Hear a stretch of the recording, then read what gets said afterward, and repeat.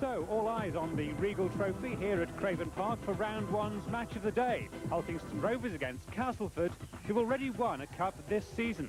Graham Steadman's sparkling form inspired Cas to their Yorkshire Cup triumph, but today they must show they can do it without him.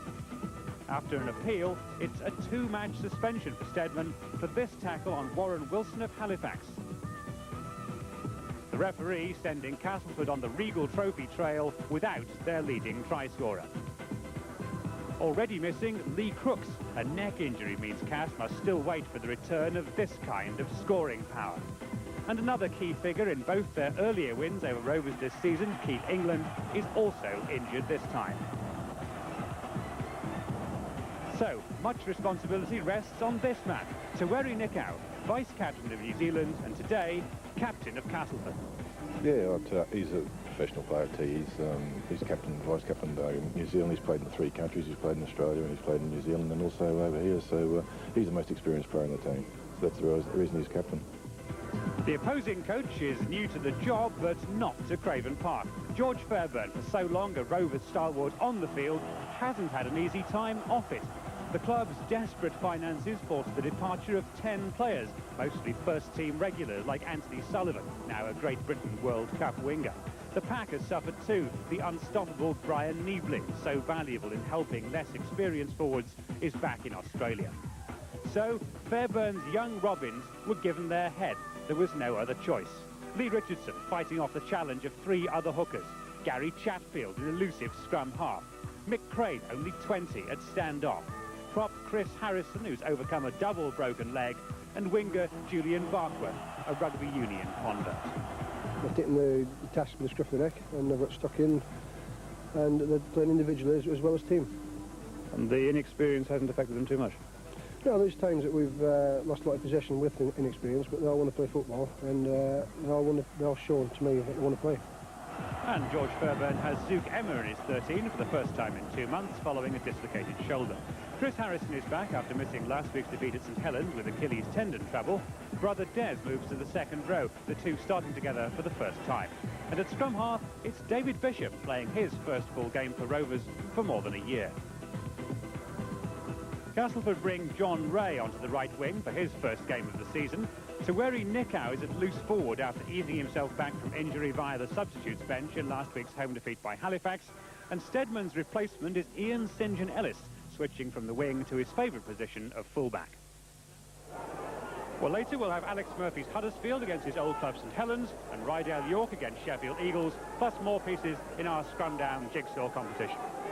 But now we are going to be underway here at Craven Park, and it's Martin Ketteridge for Castleford kicking deep. Mike Fletcher, the Hulkingston Rovers captain.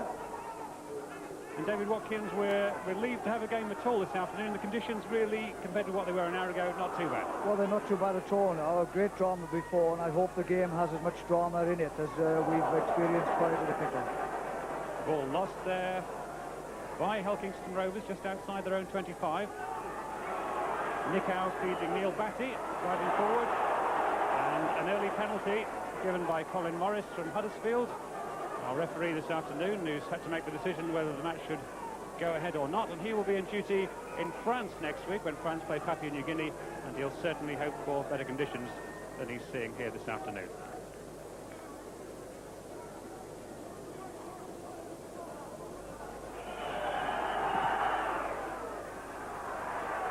And the flags are up, and Castleford, thanks to Martin Ketteridge, in front by 2 points to 0. Well, that's the best start they could possibly have, because when you have a cup tie, it's always nice to get early points on the board, especially when you're playing away from home, and Castle would have done just that.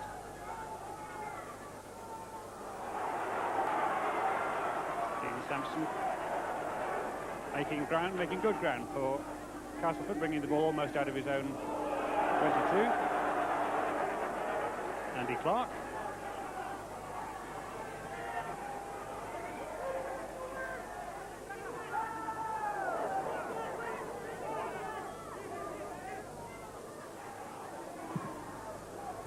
Ketteridge with the long kick, having extra kicking responsibilities, David, this afternoon, not just as a place kicker, but also with Graham Stephen absent, looking to gain ground as well. Well, that's right, yes, it is a difficult job for him. It's the sort of thing you have to have your wits about you, because you've got to know exactly when and when not to kick, especially in cup ties, because you've got to relieve your forwards from any pressure at all, and by long kicks up the field, Ketteridge is looking to do just that.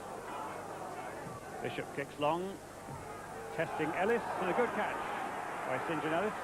Says he prefers playing full-back because he can run at a broken field and gets more involved. Well, he certainly got involved there.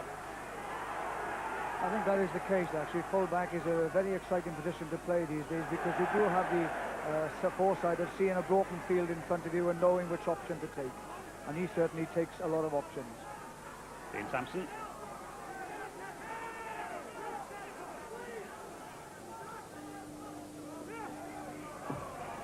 Tony Smith, good burst. Sport not quite with him on that occasion. And Mike Ford sizing up the options. Southernwood, Nick Howe. Smith nailed by Lyman. We're on the last tackle. Ford will kick. Straight down the throat of Julian Barkworth. And that's the kind of powerful run that's already made him a favourite here in Hull Kingston Rovers colours. Rugby union convert. This time last year he was playing rugby union for Hull Ionians. And this is good play from Rovers. They've gained 50 yards. Good, strong, determined running. And offside.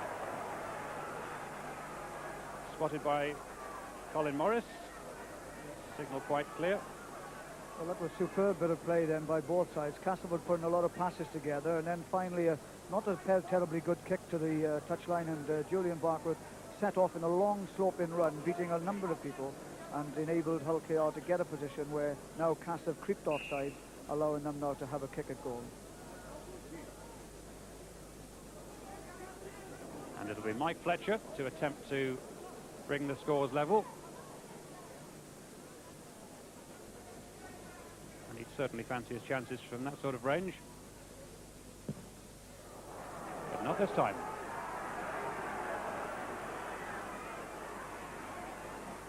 So Castleford still 2 points to the good. A disappointing start to Mike Fletcher's afternoon with the boot. Ketteridge on the burst. Seen plenty of him this afternoon. Sampson. Unmistakable figure even in the fog with his scrum cap. Southernwood.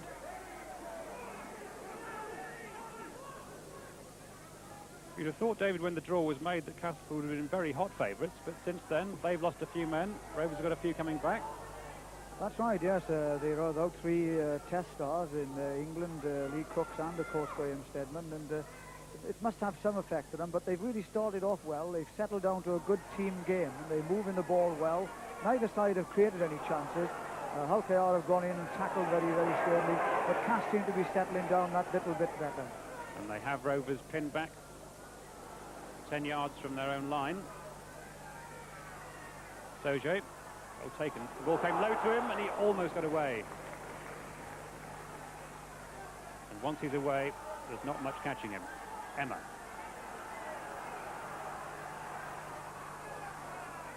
Bishop. And he certainly looked lively and eager for the action this afternoon. George Fairbairn, his coach, believes that the outings he's had, David Bishop, with Wales and with Humberside, both against Papua New Guinea, have sharpened his appetite.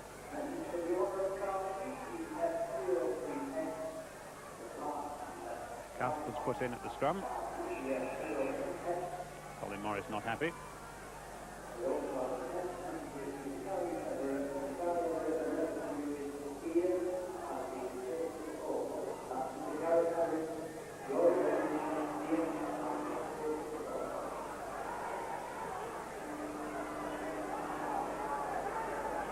Tall figure of Graham Bradley, the man who came from Penrith in Australia. Debbie Clark, tackled by McCarthy and by Thompson.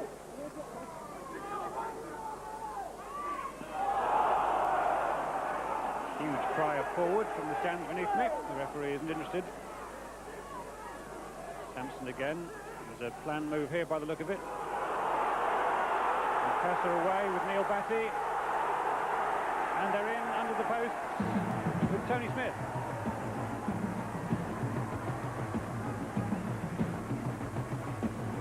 And the gap opened up. They'd clearly planned the move, and it worked to perfection, and the defence, as far as they was concerned, almost wasn't there.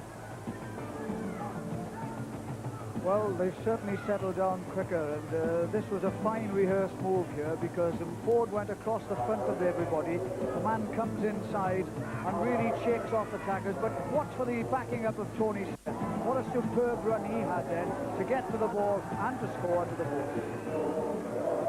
8th try this season for Tony Smith, Great Britain under-21 international. And there should be no trouble at all for Martin Ketteridge to add on the 2 points after a quarter of an hour.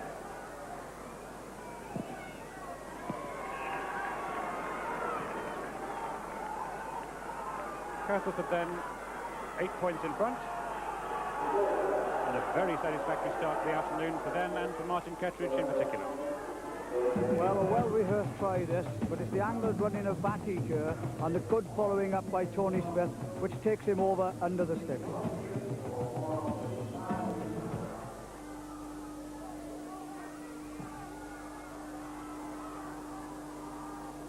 Sampson, a little bit of football just to make sure. Here's some side running issue.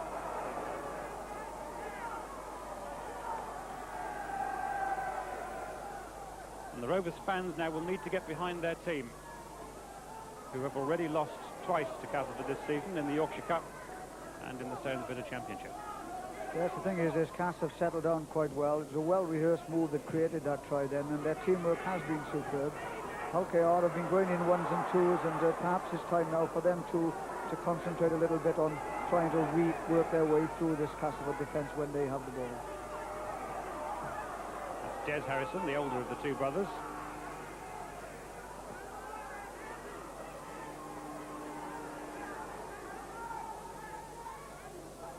Lyman, important figure. One of the men who dictates the Hulkingston Rovers moves from loose forward. McCarthy, Bishop. And McCarthy was there again to help out. And the ball kept alive. Crane, tackled by Clark. Bishop tries a little kick through, looking for Sauget. John Ray was there. His positioning good for Castleford.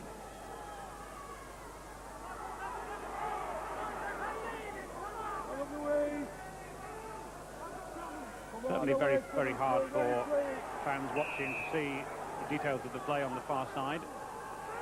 Something that was concerning Colin Morris, but they've certainly all realised that Rovers have a penalty. An infringement at the play the ball, as Colin Morris makes perfectly clear. Well, that was a silly thing to do. They had to play the ball there. To even argue in that situation is bad discipline, to say the least, and it's given now LKR the opportunity to put it into touch as near to the line as they possibly can and to try and work their way through now this Castleford defence. 10 yards out then. Zugema taking it up. Chris Harrison. And they're only 5 yards out. Perhaps 4 yards. Bishop will dictate the options. Long pass, missing out Crane for Hallis.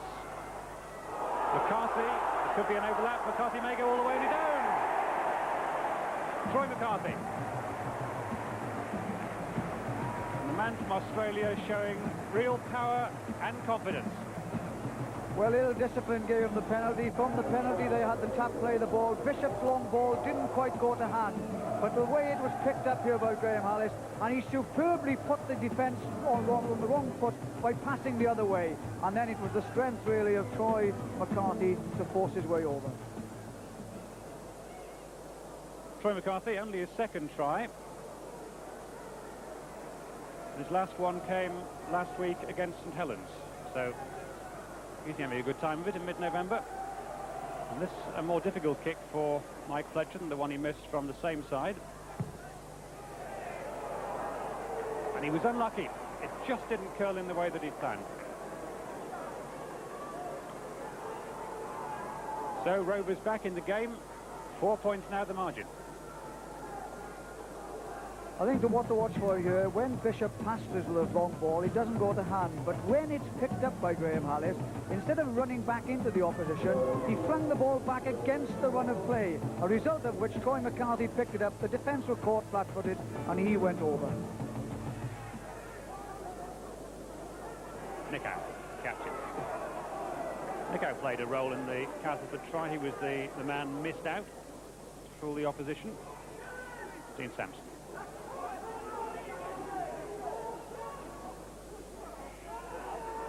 Forward. Nowhere to go, and they got a bit confused amongst themselves, Castleford, and Rovers have the ball. And that's the sort of sloppy play that will certainly annoy Darrell van der Velde, Castleford coach. Crane, Andy Thompson, and Crane again, and he's got support from Hallis. And the cover tackling was good.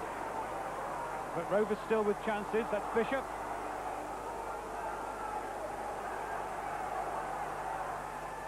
Getting very murky. Lyman waiting for it to bounce. There's an overlap, I think. McCarthy well tackled, though well spotted by David Nelson. High kick from Lyman, and that should be Ellis's ball, and is. But Rovers, by the look of it, taking heart from their try. Well, a good attacking spell then by Hull Kingston Rovers, and Bishop again to the forefront of that, along with Nick Crane. A good run by him as well. A little sloppy passing at the end of it, I suppose, let them down, but still they are, as I said, trying to contain Castleford by keeping them in the half.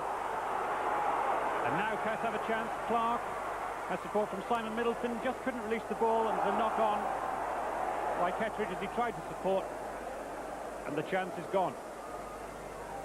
And again, Castleford allowing Hull Kingston Rovers back into the game. Well, that was a superb run then by Andy Clark. He delayed the pass the first time. I think had he let it go then, it might have put them under even greater pressure, Hull Kingston Rovers. It wasn't to be. He fell with the ball, it went loose, and it allowed Hull Kingston Rovers really to get off rather lightly.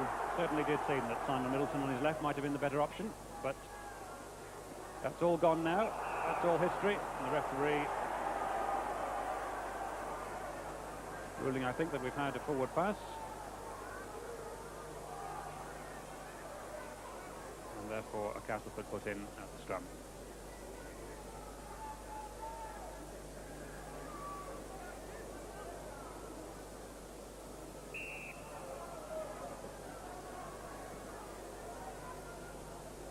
Well, interesting to note here that it was a penalty, because if you pass to a man in a forward position, you're obviously putting him offside. And the referee, rightly so, now has awarded Castleford a penalty, which Martin Kettridge will attempt to convert. It's a fair old distance.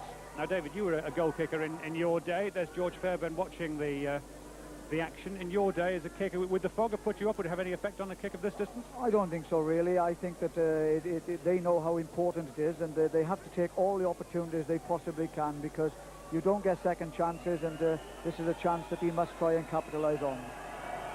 100% record so far, as you see. That's a very good effort indeed from Martin Kettridge. And that may give Castleford just the boost at a time when Rovers appeared to be coming back in the game somewhat. Yes, that was a superb kick for goal then. There was no doubt at all about it. The linesman ran in to watch it cross the crossbar, cross over the bar. And really that has put Cass in a very commanding position.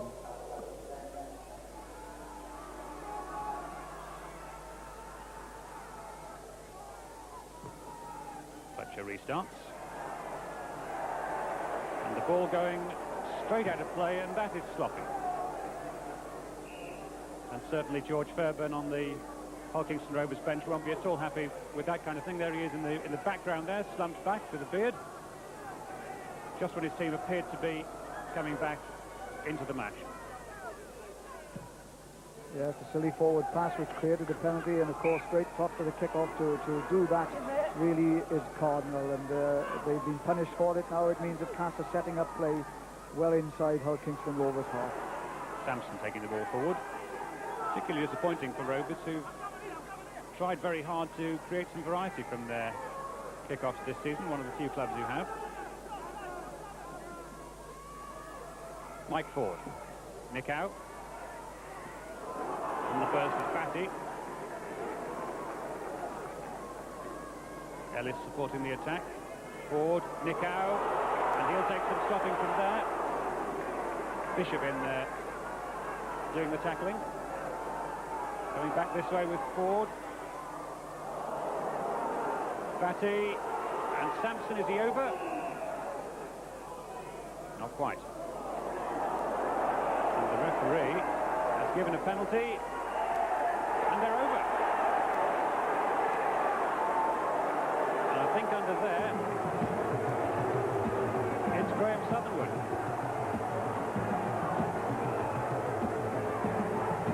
Well, plenty of controversy here. They were held up in the tackle. He awarded a penalty. He took it straight away, did Graham Southernwood, and the referee has awarded the try.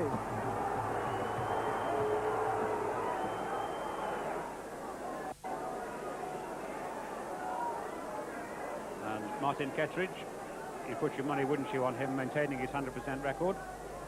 From that range and that angle, the right side for a right-footed kicker. No mistake. Well, it's so important, these extra kicks, and he's kicked superbly today. Fog or no fog, everything has gone between the uprights. Just watch this now, because this was bad defence really on LKR. They stood and watched the forward come through here now, and he's held up just short. It wasn't the very best of kicks, but it bounced kindly for them, and then was held up here on his back to Sampson.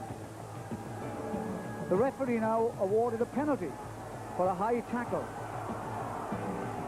Now, whilst LKR were thinking about it, Graham Southernwood took it back, tapped it, and went over whilst everybody was arguing the referee. Nothing wrong with that at all. Troy McCarthy, the only one who'd spotted the danger, and he spotted it too late.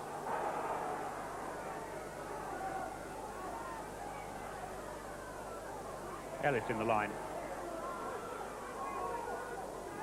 Enjoying the extra bit of freedom that he has from playing full-back rather than on the wing, replacing Graham Steadman this afternoon.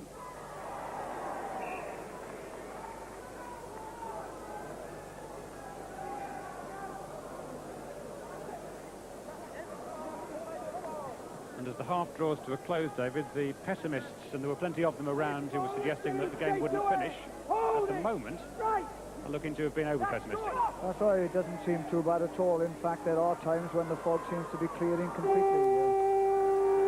Julian Barkworth tackled as the hooter goes to end the first 40 minutes. Dominated for the most part by Castleford. And Dean Sampson and his colleagues will be happy with the half-time score as they go in. Castleford 16 with tries from Smith and Southernwood, and 4 goals out of 4 from Martin Kettridge, and against just the 1 try, bringing the 4 points. Welcome back to Craven Park, where Castleford lead by 16 points to 4 at half-time. Let's get a view from both camps by going down to the touchline and joining David Watkins. Well, the 16-4 at half-time, as good a start as you could have expected. Yeah, it's a good start for the lads. Obviously, I think there's a few things we need to tidy up on in the second half, but if we keep tackling the way we are doing, I think we could come away with a win. Well, you're well pleased with the defence so far anyway. They tackled very well. Yeah, the lads have tackled really well. Obviously, you know, we've got to improve a little bit because they're a very enthusiastic side of OKR, and they're going to step the pace up a little bit in the second half. But obviously, if we keep the defence right, I think we shouldn't have any problems. Let's have the statistics from the first half. Castleford taking the scrums just by the odd one, and non-one so far against the head. 5 penalties conceded by each team, but Castleford, of course, taking greater advantage in terms of points.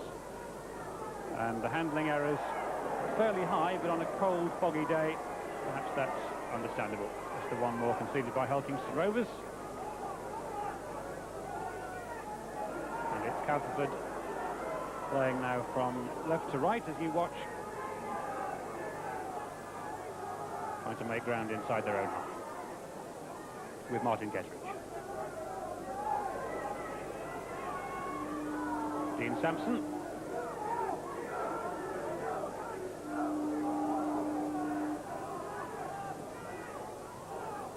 Ford for Nickau, and they've been the fulcrum of the Castleford effort this afternoon. Certainly the fog that we've had so far throughout the afternoon is still permitting the game to go on. No danger, I don't think, of it being called off at this stage, although the referee, I know, was concerned that as the afternoon wore on and darkness was added to the fog, we could still have problems. Keep our fingers crossed. Colin Morris, who was on Humberside last week, in fact, refereeing Hull against Swinton, and had rather better weather on that occasion.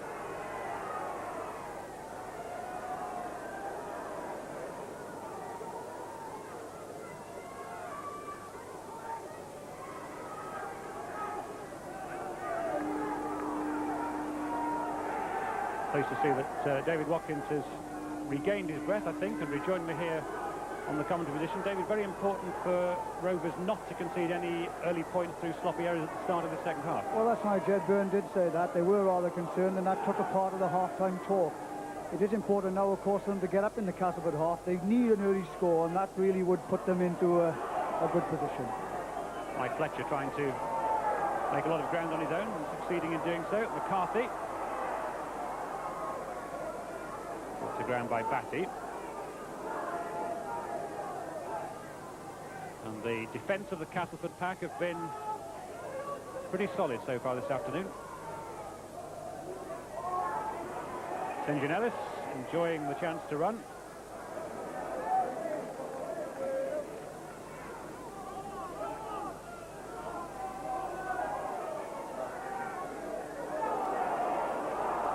John Ray under there, and he certainly felt that. He's also lost the ball. Bishop selling the dummy successfully, and he is a powerful runner for a scrum half.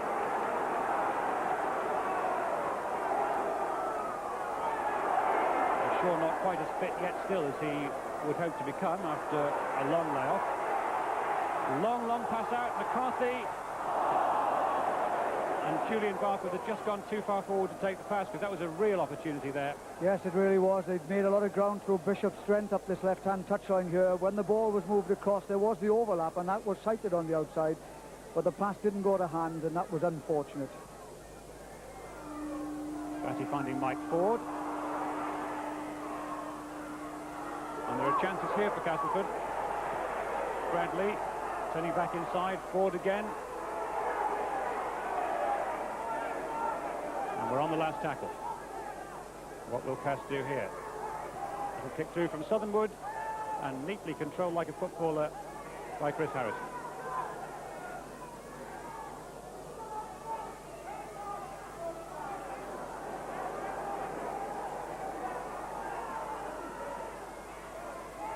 Des Harrison surging forward. Lost his shirt, keeps his shorts on just.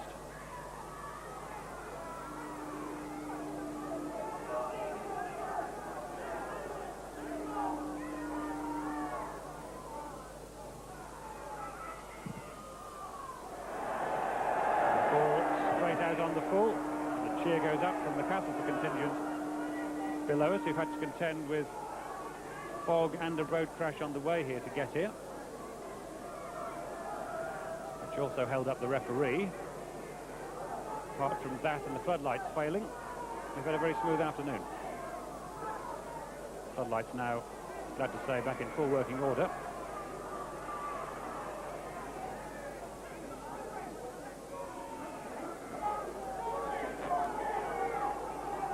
Halfback is Bradley, nailed immediately by Graham Hallis, who played for the Great Britain under-21s at Headingley against Papua New Guinea a few weeks ago. Long pass by Ford for Nickau. We've seen that tactic pay dividends before, and I think it may pay dividends again. It's Tony Smith again, and support from Middleton. It's a long way and it's foggy, but I think that's Simon Middleton, who has taken a knock in the process.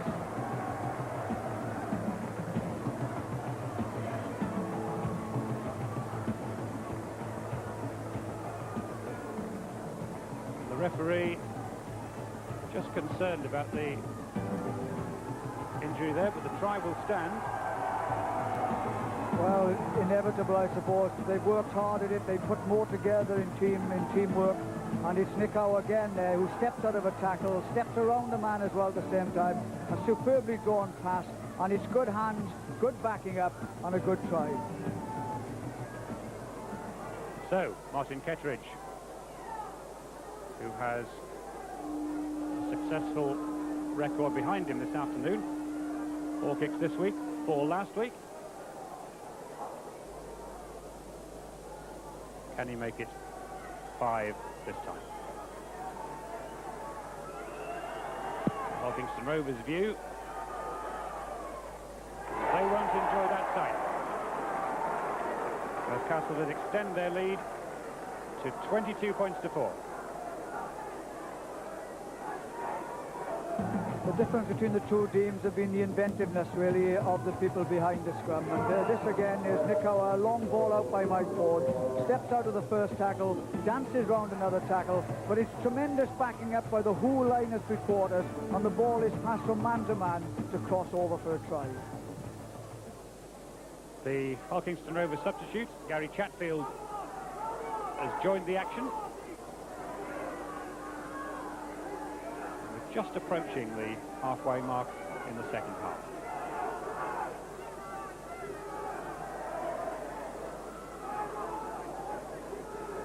Sukham are taking it up, and we're on the last tackle. Chatfield. And I don't know whether he quite meant that, but it broke nicely for Holkingston Rovers, because John Ray just for once found his handling letting him down. And if Rovers are going to come into it, you feel they have to do something from this position. Yes, they do. I think a lot depends on an individual being able to break the line, but they haven't been able to do this, really, and it's proved easy fare for the Castleford defence. Maybe Crane can do it now, not this time. He did exactly that in the last home game against Wakefield from that sort of range. So he has it in him. Here's Lyman, who also got a try in that match.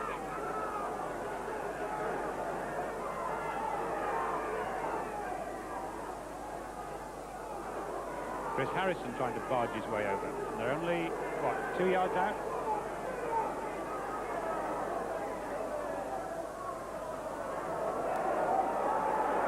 Castleford successfully getting men across to cover. Thompson. And is Andy Thompson over? Not quite. Colin Morris right there. We're on the last tackle. Little kick through by Bishop.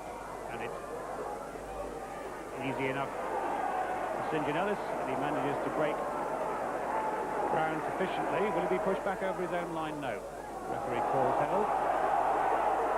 And the referee looking to the touch judge. And the decision is a penalty to Castleford. Well, I think that just sums up, really, some of the Hull Kingston Rovers work. They were going one at a time all the time then. One man charging for the line, another man charging, when it was crying out, really, for the balls to be moved out wide and to stretch the defence. It was at its tightest near where the play the ball is, and Castleford coped with it very well. Sure that Bright Soje and Julian Barkworth on the wings would agree with that. They'd have liked a chance for a run in that situation, but it didn't come. And Southernwood is able to bring the ball away for Castleford. Another man who will be looking hopefully towards the tour of Australia, Graham Southernwood.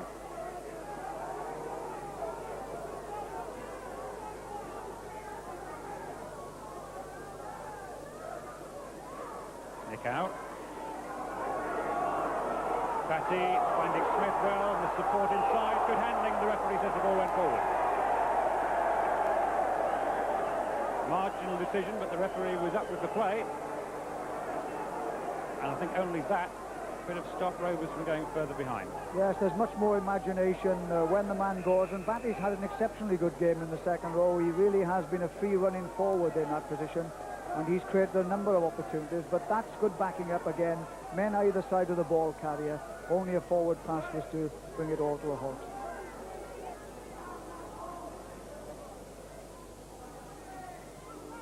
Throw back again, and the ball just going loose, and as Barkworth grabbed it for Rovers, he has indeed.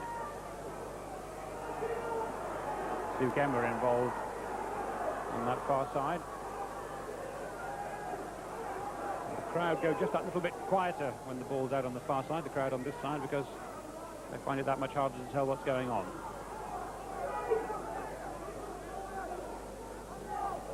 But the decision of Colin Morris to allow the game to go ahead certainly proved justified.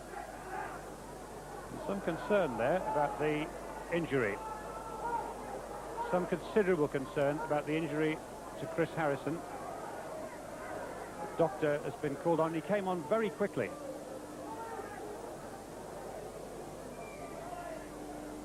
There's always a danger in these situations, of course, of having a bang and swallowing your tongue if you fall down unconsciously.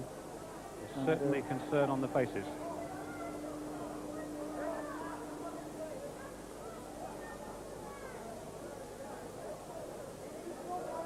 Just see it again, shall we? He's run in, as he has done all afternoon, with great effort, actually, and he goes into this situation knocked to one side there by two tacklers. And of course that's when the concern came when the first official came up to him. He seems to be none the worse for it. But good to see that the responses were quick there. On most occasions, as happily on this occasion, all will be well. But no chances being taken, and rightly so.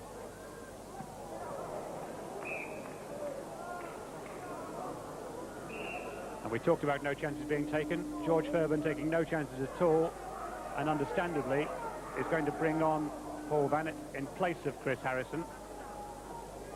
He may have looked okay, but there is no point in taking any risks, and Chris Harrison will watch the rest of the proceedings. Yeah, it's a wise decision that to bring him off. Sympathetic applause.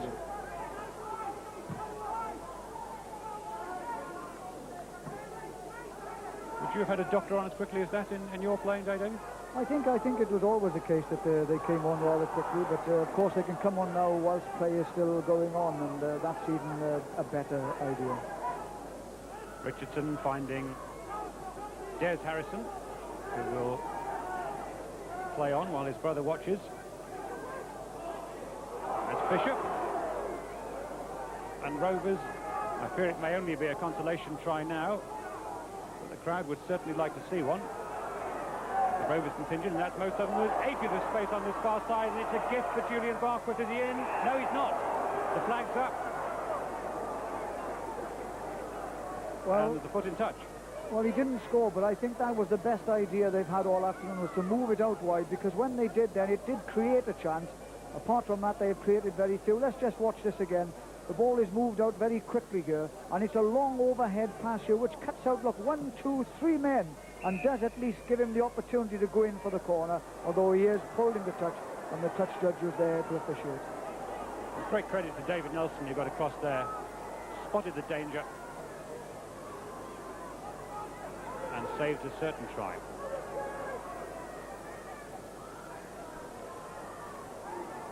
Maybe Rovers will have better luck on the other wing. McCarthy, substitute Paul Vanett, and from Cumbria, signed from Workington Town. McCarthy.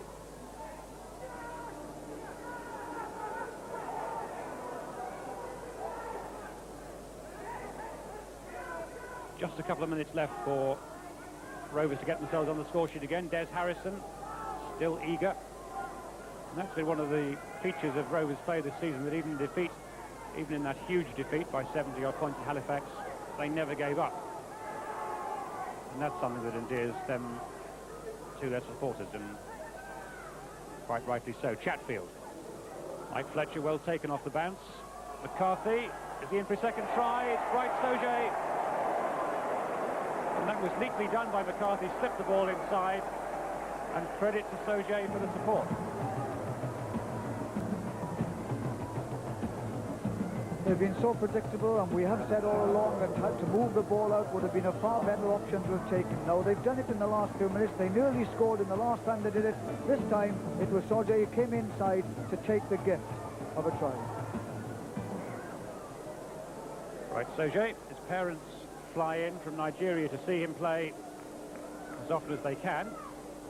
I trust they're not here today, because they wouldn't have a wonderful impression of the Humberside weather. It's Mike Fletcher, who's quite used to it.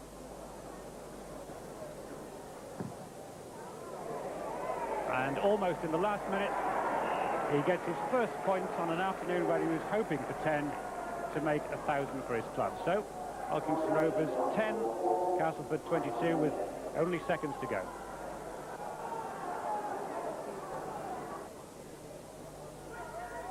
Very dangerous thing to say anybody's short of victory in any game of rugby league, but we've played 2 or 3 minutes already beyond the 80.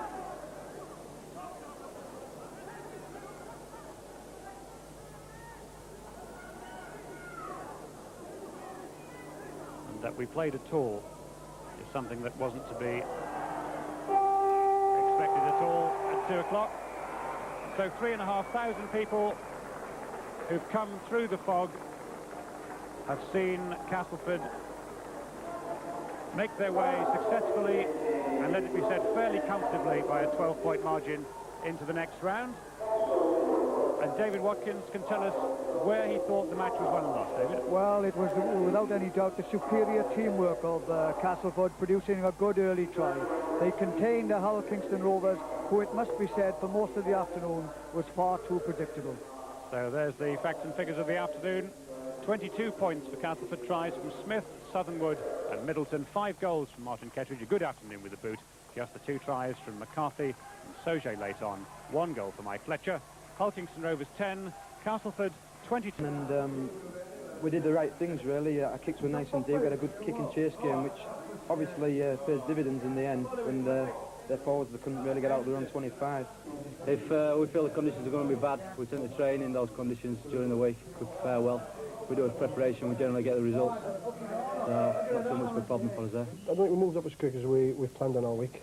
We planned on moving up a little bit quicker. They've cut us off in our rack and half moves. They've come in and cut us off properly, and they've done a good job on us, and we've got the right result for them today. Did you take any particular heart from it, any areas where you thought there was encouraging signs? Oh yeah, there was 1 or 2 individual things today that worked well, and some of our moves did come off, and as you said, inexperience told at the end of the day. So something to build on. That's something we're going to look forward to next year and the year after. We'll be looking towards next week now and hoping for a good draw, but nonetheless, whoever we get, we'll be out there doing his best, and the lads will all be pulling together and trying to do Castleford proud.